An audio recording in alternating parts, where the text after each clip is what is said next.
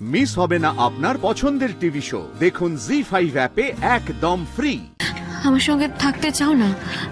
আমার চোখে চোখ রেখে বলো না রাজ, মা যেটা বললেন তাকে ঠিক। তাছাড়া তোর স্বামী তো তোর সঙ্গে থাকতে চায় না, হাতে ডিভোর্সিং কাগজ ধরিয়ে দিয়ে মুক্তি দিয়েছে তোকে। আমি ওকে মুক্তি দিয়ে দিয়েছি মা। এবার স্ত্রী কি করবে, কোথায় যাবে, সেটা আমি আর দেখতে যাব না। ওই দেখো, ন্যাকামো করে দাঁড়িয়ে আছিস কেন? চল বেরো বেরো, আমার ছেলের ধারে কাছে তোকে যেন আর না দেখি। বেরো, এদিকে আয়, এদিকে আয়।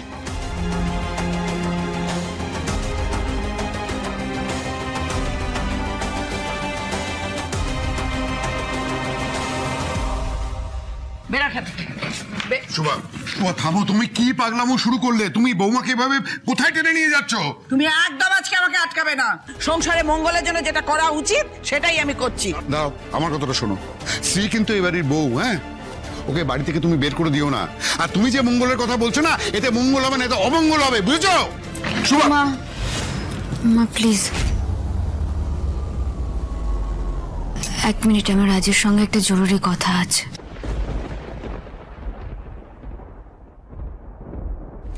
রাজ দাঁড়াও। রাজ, মা বললেন তুমি নাকি আমার সঙ্গে আর সংসার করতে চাও না। সত্যি কি তুমি আমার সঙ্গে থাকতে চাও না রাজ? আমি তোমার মুখ থেকে শুনতে চাই কথাটা। মা যা বললেন তাকে ঠিক বললেন? সত্যি কি চাও না তুমি থাকতে? তোমার সব প্রশ্নের উত্তর দিতে আমি বাধ্য নই শ্রী। রাজ, তুমি বাধ্য। তুমি তো আমায় জিজ্ঞেস করেছিলে আমি কেন ডিভোর্স পেপারে সই করেছিলাম। আমিও জানতে চাই তোমার থেকে। তোমার যেমন অধিকার আছে জানার, তেমন আমারও অধিকার আছে। আমি জানতে চাই তুমি কেন সই করেছো, বলো না। আমি একটা কথা বলি। এই সমস্ত কথা এখানে না বললেই ভালো। এটা একটা 12 বাড়ি বাড়ি। এই উঠোনে দাঁড়িয়ে নিজেদের ব্যক্তিগত জীবনকে হাটখোলা করে দেওয়াটা কিন্তু ভদ্র কাজ নয়। কিন্তু বাবা, এই কথাটা যদি রাজ আগে ভেবে দেখতো তাহলে হয়তো খুব ভালো হতো। ও তো সবকিছু না জেনে আমাকে ভুল বুঝে এভাবে রিয়াক্ট করলো। এটা না করলে হয়তো ভালো হতো, কিন্তু এই মুহূর্তে দাঁড়িয়ে আমি শুধু সত্যিটা জানতে চাই। রাজ, আমার চোখের থেকে তাকিয়ে সত্যিটা বলো তো, তুমি কি সত্যি আমার সঙ্গে থাকতে চাও না? আমার চোখে চোখ রেখে বলো না রাজ, মা যেটা বললেন তাকে ঠিক।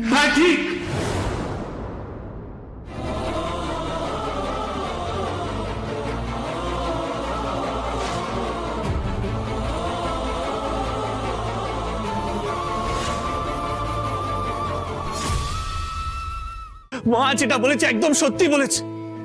এটাই জানতে চেয়েছিল তো, জেনে গেছো। এবার আমাকে ক্ষমা করো, নিজেও শান্তিতে থাকো আর আমাকেও শান্তিতে থাকতে দাও।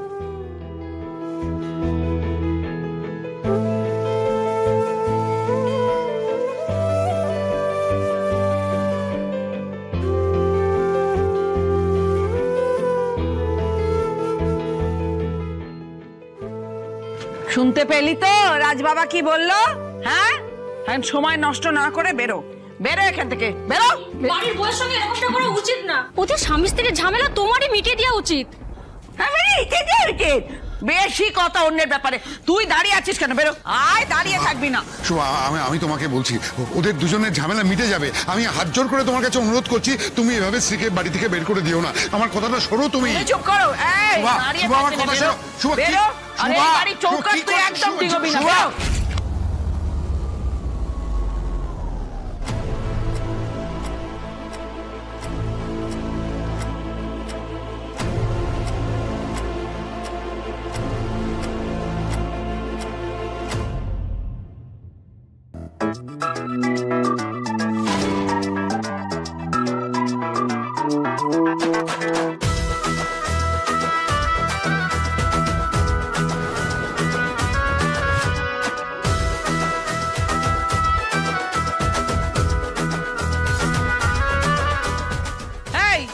তুই দাঁড়িয়ে পড়লি কেন? বেরো এখান থেকে।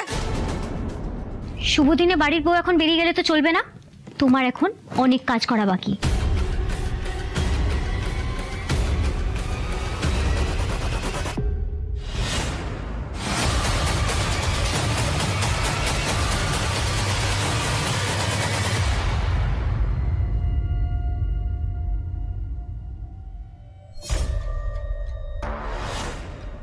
সুটকেসটা ছাড়ো, তোমার আজ কোথাও যাওয়া হবে না।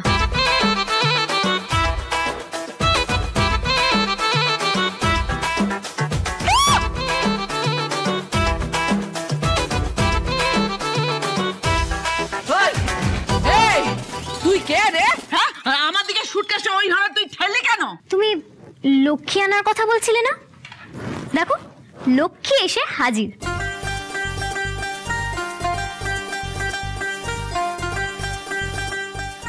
আরে এখন তো তোমার অনেক কাজ করা বাকি গো। বাকি কাজটা আমার মা। এই রাজ বাবা, এই কে বলতো? হ্যাঁ, বাড়ির মধ্যে এসে হুজ্জুতি করছে। লক্ষ্মী গো, লক্ষ্মী। আরে ঘরে লক্ষ্মী এসে গেছে। আরে শাক বাজাও, উলু দাও সবাই। আর তুমি তো শাশুড়ি মা, দেখো আমি না আপনি বলতে পারি না, নিজের লোককে তুমি করেই বলি, বুঝলে? দেখো তুমি চাইলে গানও গাইতে পারো, এসো মা লক্ষ্মী বসো ঘরে, গাইতে গাইতে বরণটা সেরে ফেলো দেখি। আমার না বেশিক্ষণ বাইরে বেড়াতে ভালো লাগছে না, খুব টায়ার্ড আমি। তাড়াতাড়ি সেরে ফেলো, ভেতরে গিয়ে রেস্ট করবো। বুঝতে বলছে ঘরে ঢুকে রেস্টিং করবে। হ্যাঁ, আর তোকে আমি বরণ করব কেন? কেন করব বলতো? এটা কি ওই গণবিবাহের অফিস নাকি যে যে আসবে তাকে এসো মালকী এসো মালকী করে আমি ঘরে ঢোকাবো? তুই কোন হরিদাস পাল? আমি কোনো হরিদাস পাল নয়, আমি মিসেস লাভলি ঘোষাল, বাদল ঘোষালের স্ত্রী।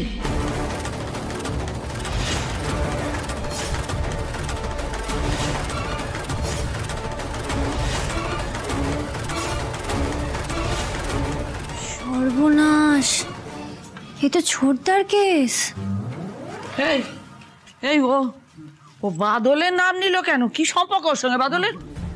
কি ব্যাপার বলো তো? তখন থেকে এখানে হাঙ্গামা করছো, কে তুমি? আর বাদলের নাম নিলে তুমি? বাদলের সাথে মানে বাদল কোথায়? আশেপাশে ভালো করে দেখো দাদা, চোখ থাকলে বাদলকে চিনতে পারবে। বাদল? বাদল কোথায় তুই? কোথায় তুই বাদল? কোথায়? সেরেছে রে, এ আবার কোথায় চলে গেল? আমাকে আগে ঠেলে দিয়ে নিজে কপুরের মতো উবে গেল। ওগো তুমি কোথায় গেলে গো পতি পরমেশ্বর? মন্দিরে 7 পাক ঘুরে সারা জীবন আমার পাশে থাকার প্রতিজ্ঞা করলে, এখন তুমি কোথায় চলে গেলে গো পতি পরমেশ্বর? কি নাটক হচ্ছে আগা পাশে তো কিছুই বুঝতে পারছি না। এই অবেলাতে কি নাটক হচ্ছে? কি কি হচ্ছে কি কিছু বুঝতে পারছো তুমি? আমি তো বুঝতে পারছি না, কথা শুনে তো ভিড়মি খাওয়ার মতো অবস্থা। এই বাবা না না, মা জননী শাশুড়ি ঠাকুরুন, তুমি ভিড়মি খেও না। তোমার ভিড়মি খাবার হলে বরণ করার পর খাও, আগে খেও না। কি বলতো, তুমি যতক্ষণ না বরণ করতে পারবে আমি তো বাড়ির ভেতরে ঢুকতে পারবো না। আর তুমি ভিড়মি খেয়ে পড়ে গেলে আমি তো জলটাও ছেটাতে পারবো না। তুমি বরণটা তাড়াতাড়ি সেরে ফেলো, তারপর তুমি ভিড়মি খেয়ে যাও। হ্যাঁ, আমি জল ছিটিয়ে দেবো তারপর।